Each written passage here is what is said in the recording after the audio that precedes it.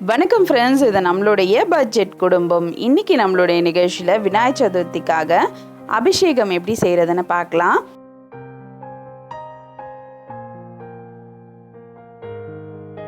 இது பார்த்திங்கன்னா என்னுடைய பாட்டி வீட்டில் இருக்கக்கூடிய விநாயகருக்கு நான் இன்றைக்கி அபிஷேகம் செய்கிறேன். நான் ஒரு அபிஷேகம் எப்படி செய்கிறது அப்படின்ட்டு காமிக்கிறேன். அதை தொடர்ந்து என்னென்ன அபிஷேகங்கள் செய்யலாம் அப்படின்றதும் நான் உங்களுக்கு சொல்கிறேன். இப்போ நான் என்னுடைய பாட்டி வீட்டில் இருக்கிற பிள்ளையாருக்கு அபிஷேகம் பண்ணுறதுக்காக முதல்ல தண்ணி ஊற்றி நல்லா அவரை சுத்தமாக கழுவி வச்சுருக்கேன். இதுக்கு மேலே நான் நல்லெண்ணெயை தேய்ச்சிடுறேன். நம்ம அபிஷேகம் பண்ணும் பொழுது ஒரு சின்ன துணி கட்டிடணும். நான் இன்றைக்கி அங்கே கட்ட மறந்துட்டேன், சாரிங்க. நீங்கள் அபிஷேகம் பண்ணும் பொழுது அதை கட்டிடுங்க. இப்போ மஞ்சள் குங்குமம் ஒரு பூ வச்சு நம்ம கற்பூர ஆரத்தி காமிக்கணும். நம்மளுடைய அபிஷேகம் நல்லபடியாக முடியணும் அப்படின்னு சொல்லிட்டு பிரார்த்தனை பண்ணிவிட்டு இப்போ நம்ம அபிஷேகத்தை ஸ்டார்ட் பண்ணிடலாம்.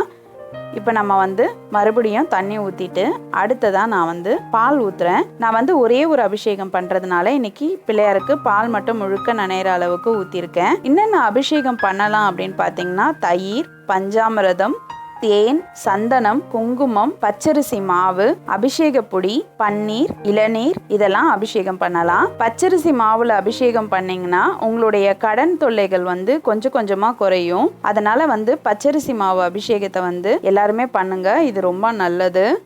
இப்போ நான் அபிஷேகம் முடிச்ச பின்னாடி பிள்ளையாருக்கு ஊதுவத்தி காமிச்சிட்டேன். அடுத்ததான் நம்ம கற்பூர ஆரத்தி காமிச்சுக்கலாம். ஒவ்வொரு அபிஷேகம் முடிவிலையும் இந்த மாதிரி கற்பூர ஆரத்தி காமிச்சிட்டு அதுக்கப்புறம் தண்ணி ஊற்றிட்டு தான் அடுத்த அபிஷேகத்தை நம்ம ஸ்டார்ட் பண்ணணும். இப்போ நான் பிள்ளையாருக்கு தண்ணி ஃபுல்லாக ஊற்றிட்டேன். நம்ம சந்தன குங்குமம்லாம் வச்சுட்டு பிள்ளையாருக்கு துணியெல்லாம் கட்டிடலாம். இது பிள்ளையார் துணி. நான் இன்றைக்கி பிள்ளையார் துணியை தான் உபயோகிச்சிருக்கேன். பிள்ளையாருக்கு ரொம்ப பிடித்தமான அருகம்பில்லை நான் முதல்ல பிள்ளையாருக்கு சாத்திடுறேன். இந்த பிள்ளையார் பார்த்திங்கன்னா ஹேரம்ப கணபதி. இவருக்கு துதிக்கை பார்த்திங்கன்னா சோத்துக்கை பக்கம் தான் இருக்கும். இவர் வலம்புரி விநாயகரும் கூட. விநாயகர் சதுர்த்தி அன்னைக்கு கொஞ்சம் வேறு மாதிரி அலங்காரங்கள் பண்ணுவோம். இப்போ சிம்பிளாக தான் நான் உங்களுக்கு காமிக்கணுன்றதுக்காக அலங்காரம் பண்ணுறேன். விநாயகர் சதுர்த்தி அன்னைக்கு செய்யக்கூடிய பிரசாதங்கள் என்ன அப்படின்றத நான் சந்திராஸ் கிச்சனில் உங்களுக்கு ரெசிபீஸாகவும் போட்டிருக்கேன். அந்த வீடியோவுடைய லிங்க்கையும் நான் உங்களுக்கு டிஸ்கிரிப்ஷன் பாக்ஸில் கொடுக்குறேன், அதையும் செக் பண்ணிக்கோங்க. 21 இலைகளால் அர்ச்சனை செய்கிறது ரொம்ப சிறப்பு. அந்த 21 இலை என்னென்னன்றதை நான் டிஸ்கிரிப்ஷன் பாக்ஸில் கொடுத்துருக்கேன், அதையும் செக் பண்ணிக்கோங்க. உங்களுக்கு 21 இலை கிடைக்கலனாலும் ஒரு 5 இலை கிடைச்சா கூட நீங்கள் அதை வச்சு அர்ச்சனை பண்ணலாம். அப்படி எதுவுமே கிடைக்கல, வெறும் அருகம்பில் தான் இருக்குது அப்படின்னா 21 அருகம்பில்லாக எடுத்து வச்சு நீங்கள் விநாயகருடைய நாமத்தை சொல்லி ஒவ்வொரு அருகம்பில்லாக நீங்கள் அர்ச்சனை செய்யுங்க. இது ரொம்ப விசேஷம். அடுத்தது நம்ம பிள்ளையாருடைய கிரீடத்தை வச்சிடலாம். இது வெள்ளை செம்பால் ஆன விநாயகர் கிரீடம். நான் வெள்ளியில் வாங்கி வைக்கலங்க, வெள்ளை செம்பு தான் வச்சுருக்கேன். இந்த விநாயகர் சதுர்த்திக்கு அடுத்த நாள் பார்த்திங்கன்னா மகாலட்சுமி விரதம். இதுவும் ரொம்ப சிறப்பான ஒரு நாள். இந்த நாளில் நீங்கள் மகாலட்சுமியை வேண்டிக்கிறது ரொம்ப நல்லது. அதனால் இந்த வாட்டி அதை தவறாமல் நீங்கள் பூஜை பண்ணுங்கள். மகாலட்சுமி விரதத்துக்கு நீங்கள் நார்மலாக பூஜை பண்ணாலே போதும். சர்க்கரை பொங்கல், பாயாசம், வடை செஞ்சு வச்சு பண்ணுங்கள்.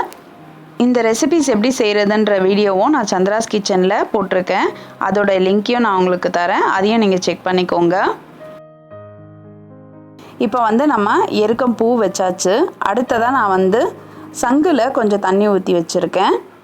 சங்கு வைக்கும் பொழுது வெறும் சங்காக வைக்கக்கூடாது, சங்கில் நீங்கள் தண்ணி ஊற்றி வச்சுருங்க.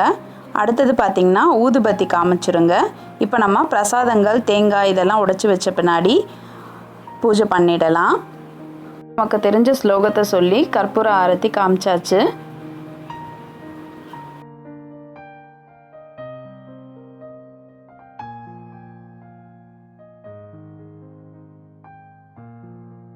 நம்ம கற்பூர ஆரத்தி முடித்த உடனே நீர் விழாவிட்டு நம்ம பூஜையை முடிச்சிடலாம். இந்த விநாயகர் சதுர்த்தியில் இந்த வீடியோ உங்களுக்கு ஏதாவது ஒரு விதத்தில் யூஸ்ஃபுல்லாக இருக்கும் அப்படின்றதுனால தான் அப்லோட் பண்ணேன். இந்த வீடியோ உங்களுக்கு பிடிச்சிருந்ததுன்னா லைக் பண்ணுங்கள். மறக்காமல் பட்ஜெட் குடும்பம் சேனலுக்கு சப்ஸ்கிரைப் பண்ணுங்கள். பக்கத்தில் இருக்கிற பெல் பட்டனையும் ப்ரெஸ் பண்ணுங்கள். இந்த வீடியோ உங்களுக்கு பிடிச்சிருந்ததுன்னா உங்கள் ஃப்ரெண்ட்ஸ்க்கும் ஷேர் பண்ணுங்கள். நான் இன்னொரு சுவாரஸ்யமான வீடியோவோடு உங்களை சந்திக்கிறேன். நன்றி, வணக்கம்.